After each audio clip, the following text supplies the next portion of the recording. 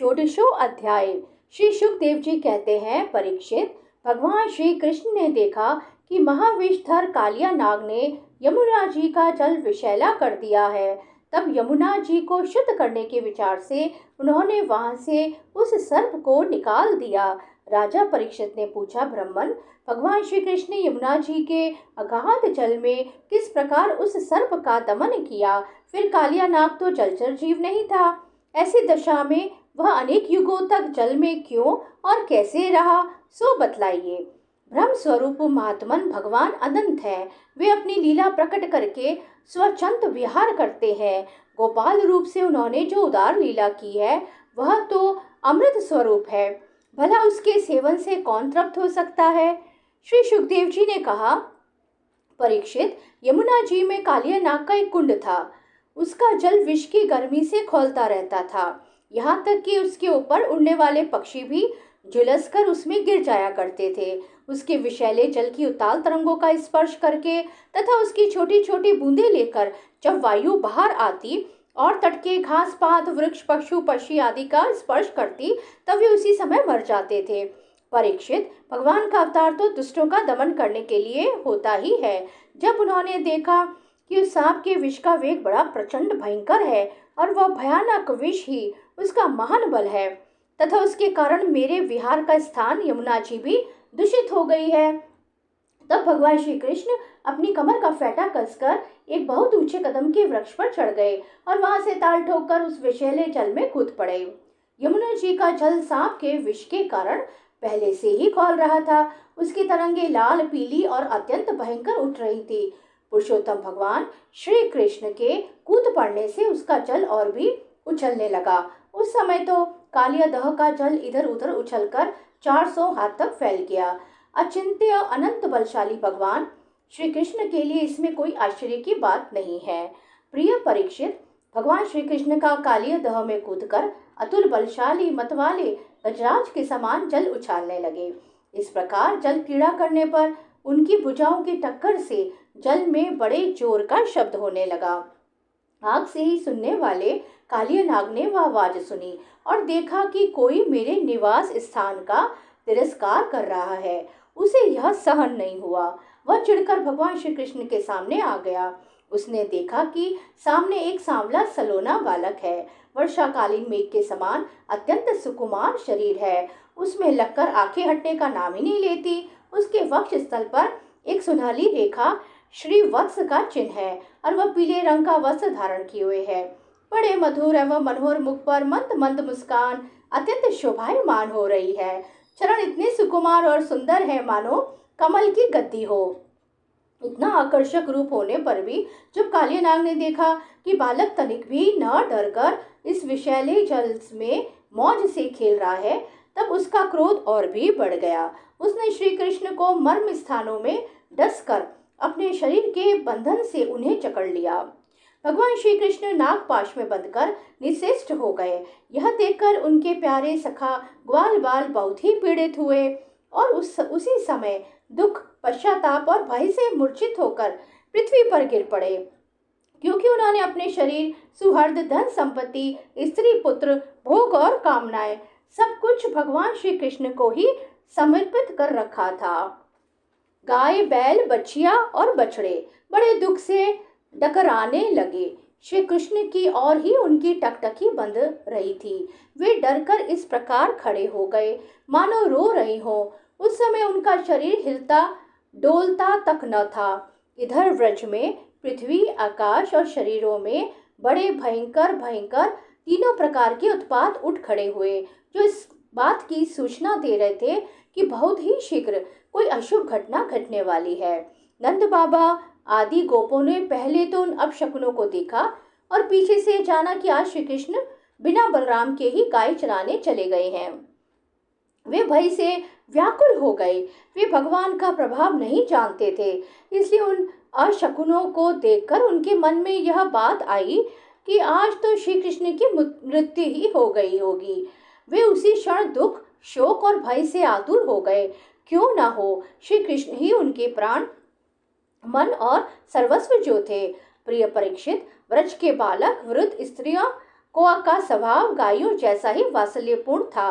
वे मन में ऐसी बात आते ही अत्यंत दीन हो गए और अपने प्यारे कन्हैया को देखने की उत्कट लालसा से घर द्वार छोड़कर निकल पड़े। बलराम जी स्वयं भगवान के स्वरूप और सर्वशक्तिमान है। उन्होंने जब व्रजवासियों को इतना कातर और इतना आतुर देखा तब उन्हें हंसी आ गई, परंतु वे कुछ बोले नहीं, चुप ही रहे, क्योंकि वे अपने छोटे भाई श्री कृष्ण का प्रभाव भलीभांति जानते थे। ब्रजवासी अपने प्यारे श्री कृष्ण को ढूंढने लगे। कोई अधिक कठिनाई न हुई, क्योंकि मार्ग में उन्हें भगवान के चरण चिन्ह मिलते जाते थे। जौ, कमल, अंकुश आदि से युक्त होने के कारण उन्हें पहचान होती जाती थी। इस प्रकार वे यमुना तट की ओर जाने लगे। परीक्षित, मार्ग में गौ और दूसरों के चरण चिन्हों के बीच बीच में भगवान के चरण चिन्ह भी दिख जाते थे। उनमें कमल, जौ, अंकुश, व्रज और ध्वजा के चिन्ह बहुत ही स्पष्ट थे। उन्हें देखते हुए वे बहुत शीघ्रता से चले। उन्होंने दूर से ही देखा कि कालिया दह में कालिया नाग के शरीर से बंधे हुए श्री कृष्ण चेष्टाहीन हो रहे हैं। कुंड के किनारे पर ग्वाल बाल अचेत हुए पड़े हैं और गौए, बैल, बछड़े आदि बड़े आर्त स्वर से डकरा रहे हैं। ये सब देखकर वे सब गोप अत्यंत व्याकुल और अंत में मूर्छित हो गए। गोपियों का मन अनंत गुण गण नीलाए भगवान श्री कृष्ण के प्रेम के रंग में रंगा हुआ था। वे तो नित्य निरंतर भगवान के सौहार्द, उनकी मधुर मुस्कान, प्रेम भरी चितवन तथा मीठी वाणी का ही स्मरण करती रहती थी। जब उन्होंने देखा कि हमारे प्रियतम श्याम सुंदर को काले सांप ने जकड़ रखा है, तब तो उनके हृदय में बड़ा ही दुख और बड़ी ही जलन हुई। अपने प्राण वल्लभ जीवन सर्वस्व के बिना उन्हें तीनों लोक सूने दिखने लगे। माता यशोदा तो अपने लाडले लाल के पीछे कालिया दह में कूदने ही जा रही थी, परंतु गोपियों ने उन्हें पकड़ लिया। उनके हृदय में भी वैसे ही पीड़ा थी, उनकी आंखों से भी आंसुओं की झड़ी लगी हुई थी। सबकी आंखें श्री कृष्ण के मुख कमल पर लगी थी, जिनके शरीर में चेतना थी। वे व्रजमोहन श्री कृष्ण की पूतना वध आदि की प्यारी प्यारी ऐश्वर्य की लीलाएं कह कहकर यशोदा जी को धीरज बंधाने लगी, किंतु अधिकांश तो मुर्दे की तरह पड़ ही गई थी। परीक्षित, नंद बाबा आदि के जीवन प्राण तो श्री कृष्ण ही थे। वे श्री कृष्ण के लिए कालिया दह में घुसने लगे। यह देखकर श्री कृष्ण का प्रभाव जानने वाले भगवान बलराम जी ने किन्हीं को समझा बुझाकर, किन्हीं को बलपूर्वक और किन्हीं को उनके हृदय में प्रेरणा करके रोक दिया। परीक्षित, यह सांप के शरीर से बंध जाना तो श्री कृष्ण की मनुष्य जैसी एक लीला थी। जब उन्होंने देखा कि व्रज के सभी लोग स्त्री और बच्चों के साथ मेरे लिए इस प्रकार अत्यंत दुखी हो रहे हैं और सचमुच मेरे सिवा इनका कोई दूसरा सहारा भी नहीं है, तब वे एक मुहूर्त तक सर्प के बंधन में रहकर बाहर निकल आए। भगवान श्री कृष्ण ने उस समय अपना शरीर फुलाकर खूब मोटा कर लिया। इससे सांप का शरीर टूटने लगा। वह अपना नाक पास छोड़कर अलग खड़ा हो गया और क्रोध से आग बबला हो अपने फण ऊंचा करके फुफकारने मारने लगा। घात मिलते ही श्री कृष्ण पर चोट करने के लिए वह उनकी ओर टकटकी लगाकर देखने लगा। उस समय उसके नथनों से विष की फुहारें निकल रही थी। उसकी आंखें स्थिर थी और इतनी लाल लाल हो रही थी मानो भट्टी पर तपाया हुआ खपड़ा हो। उसके मुंह से आग की लपटें निकल रही थी। उस समय कालिया नाग अपनी धुरी जीभ लपलपाकर अपने होठों के दोनों किनारों को चाट रहा था और अपनी कराल आंखों से विष की ज्वाला उगलता जा रहा था। अपने वाहन गरुड़ के समान भगवान श्री कृष्ण उसके साथ खेलते हुए पैतरा बदलने लगे और वह सांप भी उन पर चोट करने का दाव दिखाता हुआ पैतरा बदलने लगा। इस प्रकार पैतरा बदलते बदलते उसका बल क्षीण हो गया। तब भगवान श्री कृष्ण ने उसके बड़े बड़े सिरों को तनिक दबा दिया और उछलकर उन पर सवार हो गए। कालिया नाग के मस्तकों पर बहुत सी लाल लाल मणियां थीं। उनके स्पर्श से भगवान के सुकुमार तलुओं की लालिमा और भी बढ़ गई। नित्य गान आदि समस्त कलाओं के आदि प्रवर्तक भगवान श्री कृष्ण उसके सिरों पर कलापूर्ण नृत्य करने लगे। भगवान के प्यारे भक्त गंधर्व, सिद्ध देवता, चारण और देवांगनाओं ने जब देखा कि भगवान नृत्य करना चाहते हैं, तब वे बड़े प्रेम से मृदंग, ढोल, नगाड़े आदि बाजे बजाते हुए, सुंदर सुंदर गीत गाते हुए, पुष्पों की वर्षा करते हुए और अपने को निछावर करते हुए भेंट ले लेकर उसी समय भगवान के पास आ पहुँचे। परीक्षित, कालिया नाग के 101 सिर थे। वो अपने जिस सिर को नहीं झुकाता था, उसी को प्रचंड दंडधारी भगवान अपने पैरों की चोट से कुचल डालते। इससे कालिया नाग की जीवन शक्ति क्षीण हो चली। वह मुंह और नथनों से खून उगलने लगा। अंत में चक्कर काटते काटते वह बेहोश हो गया। तनिक भी चेत होता तो वह अपनी आंखों से विष उगलने लगता और क्रोध के मारे जोर जोर से फुफकारे मारने लगता। इस प्रकार वह अपने सिरों में से जिस सिर को ऊपर उठाता, उसी को नाचते हुए भगवान श्री कृष्ण अपने चरणों की ठोकर से झुकाकर रौंद डालते। और उस समय पुराण पुरुषोत्तम भगवान श्री कृष्ण के चरणों पर जो खून की बूंदें पड़ती थी, उनसे ऐसा मालूम होता मानो रक्त पुष्पों से उनकी पूजा की जा रही हो। परीक्षित, भगवान के इस अद्भुत तांडव नृत्य से कालिए के फण रूप छत्ते छिन्न भिन्न हो गए। उसका एक एक अंग चूर चूर हो गया और मुंह से खून की उल्टी होने लगी। अब उसे सारे जगत के आदि शिक्षक पुराण पुरुष भगवान नारायण की स्मृति हुई। वह मन ही मन भगवान की शरण में गया। भगवान श्री कृष्ण के उदर में संपूर्ण विश्व है, इसलिए उनके भारी भोज से कालिया नाग के शरीर की एक एक गांठ ढीली पड़ गई। उनकी एड़ियों की चोट से उसके छत्र के समान फण छिन्न भिन्न हो गए। अपने पति की यह दशा देखकर उसकी पत्नियां भगवान की शरण में आई। वे अत्यंत आतुर हो रही थी। भय के मारे उनके वस्त्राभूषण अस्त व्यस्त हो रहे थे और केश की चोटियां भी बिखर रही थी। उस समय उन साध्वी नाग पत्नियों के चित्त में बड़ी घबराहट थी। अपने बालकों को आगे करके वे पृथ्वी पर लौट गई और हाथ जोड़कर उन्होंने समस्त प्राणियों के एकमात्र स्वामी भगवान श्री कृष्ण को प्रणाम किया।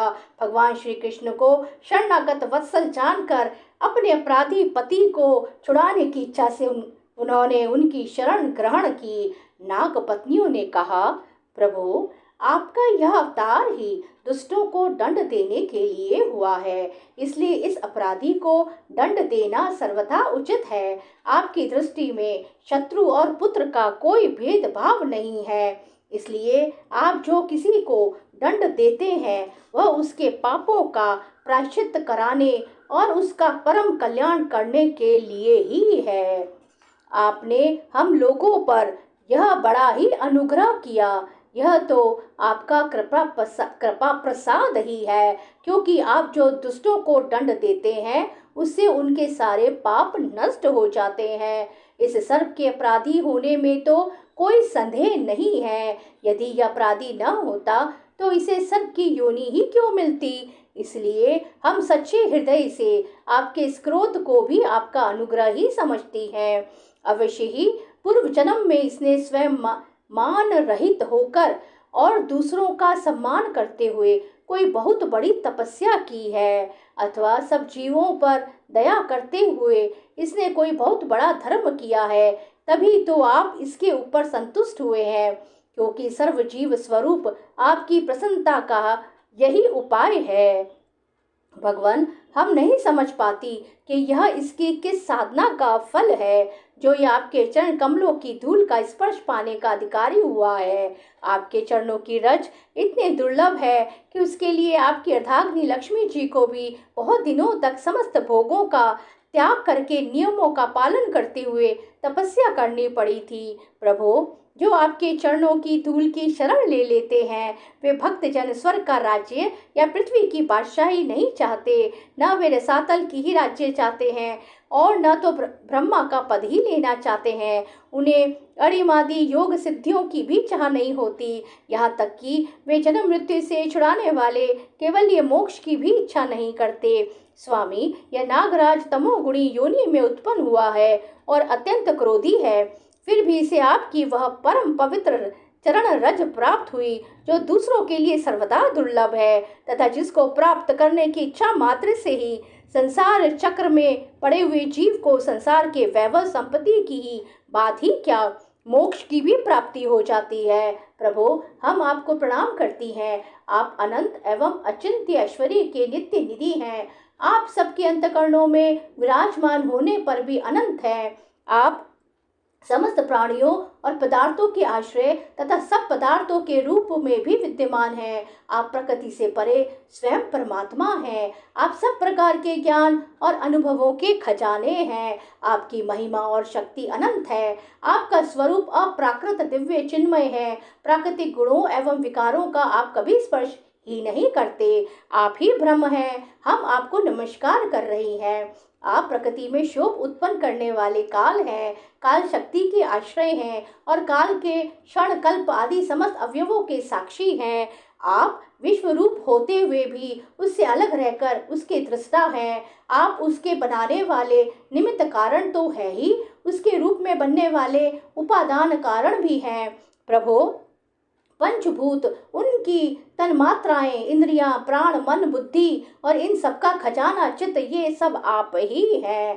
तीनों गुण और उनके कार्यों में होने वाले अभिमान के द्वारा आपने अपने साक्षात्कार को छिपा रखा है। आप देश, काल और वस्तुओं की सीमा से बाहर अनंत है, सूक्ष्म से भी सूक्ष्म और कार्य कारणों के समस्त विकारों में भी एक रस, विकार रहित और सर्वज्ञ है। ईश्वर है कि नहीं है, सर्वज्ञ है कि अल्पज्ञ, इत्यादि अनेक मतभेदों के अनुसार आप उन मतवादियों को उन्हीं रूपों में दर्शन देते हैं। समस्त शब्दों के अर्थ के रूप में तो आप है ही, शब्दों के रूप में भी हैं तथा उन दोनों का संबंध जोड़ने वाली शक्ति भी आप ही हैं।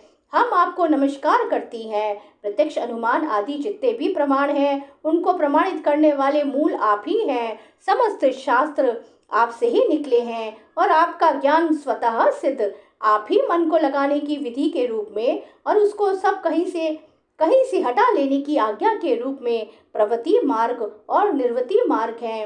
इन दोनों के मूल वेद भी स्वयं आप ही हैं। हम आपको बार बार नमस्कार करती हैं।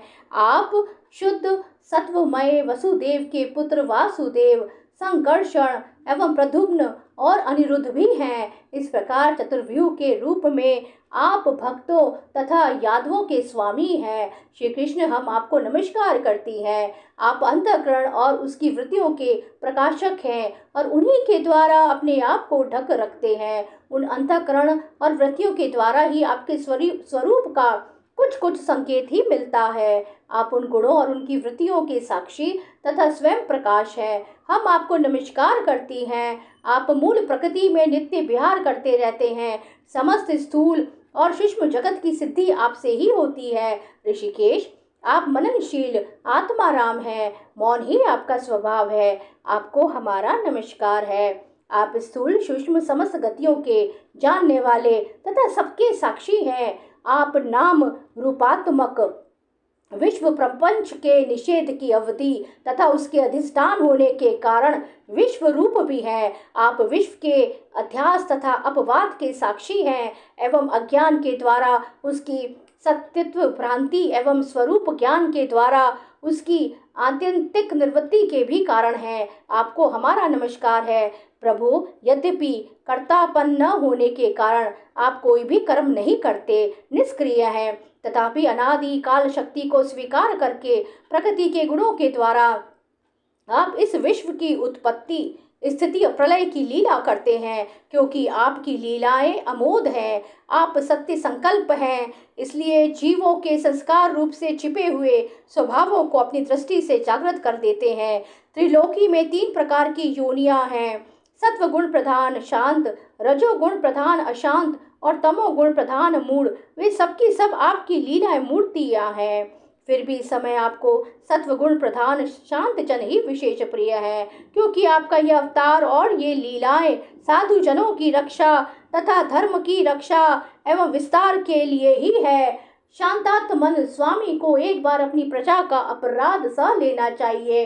यह मूढ़ है, आपको पहचानता नहीं है, इसलिए इसे क्षमा कर दीजिए। भगवान, कृपा कीजिए, अब यह सर्प मरने ही वाला है। साधु पुरुष सदा से ही हम अबलाओं पर दया करते आए हैं, अतः आप हमें हमारे प्राण स्वरूप पति देव को दे दीजिए। हम आपकी दासी हैं, हमें आप आज्ञा दीजिए, आपकी क्या सेवा करें, क्योंकि जो श्रद्धा के साथ आपकी आज्ञाओं का पालन, आपकी सेवा करता है, वह सब प्रकार के भयों से छुटकारा पा जाता है। श्री सुखदेव जी कहते हैं, परीक्षित, भगवान के चरणों के ठोकरों से काले नाग के फण छिन्न भिन्न हो गए थे। वह बेसुध हो रहा था। जब नाग पत्नियों ने इस प्रकार भगवान की स्तुति की, तब उन्होंने दया करके उसे छोड़ दिया। धीरे धीरे कालिया नाग की इंद्रियों और प्राणियों में कुछ कुछ चेतना आ गई। वह बड़ी कठिनता से श्वास लेने लगा और थोड़ी देर के बाद बड़ी दीनता से हाथ जोड़कर भगवान श्री कृष्ण से इस प्रकार बोला। कालिया नाग ने कहा, नाथ, हम जन्म से ही दुष्ट, तमोगुणी और बहुत दिनों के बाद भी बदला लेने वाले बड़े क्रोधी जीव हैं। जीवों के लिए अपना स्वभाव छोड़ देना बहुत कठिन है। इसी के कारण संसार के लोग नाना प्रकार के दुराग्रहों में फंस जाते हैं। विश्व विधाता, आपने ही गुणों के भेद से इस जगत में नाना प्रकार के स्वभाव, वीर्य, बल, योनि, बीज, चित्त और आकृतियों का निर्माण किया है।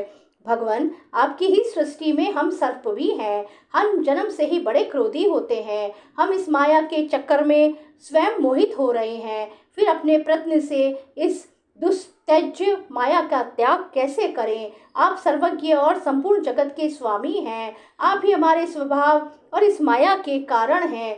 अब आप अपनी इच्छा से जैसा ठीक समझें, कृपा कीजिए या फिर दंड दीजिए।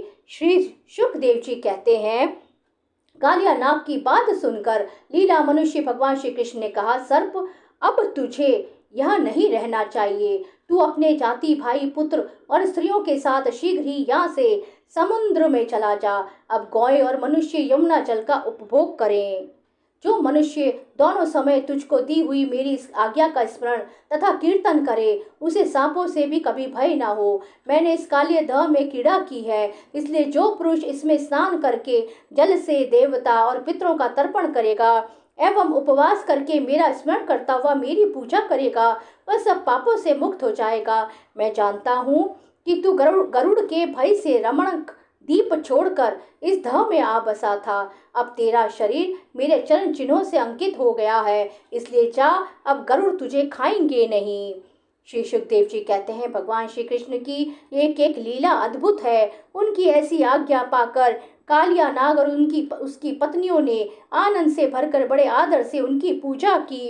उन्होंने दिव्य वस्त्र, पुष्पमाला, मणि, बहुमल्ली आभूषण, दिव्य गंध, चंदन और अति उत्तम कमलों की माला से जगत के स्वामी गरुड़ ध्वज भगवान श्री कृष्ण का पूजन करके उन्हें प्रसन्न किया।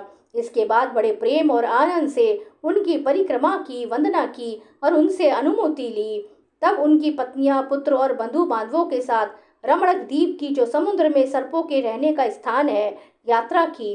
लीला मनुष्य भगवान श्री कृष्ण की कृपा से यमुना जी का जल केवल विषहीन ही नहीं बल्कि उसी समय अमृत के समान मधुर हो गया।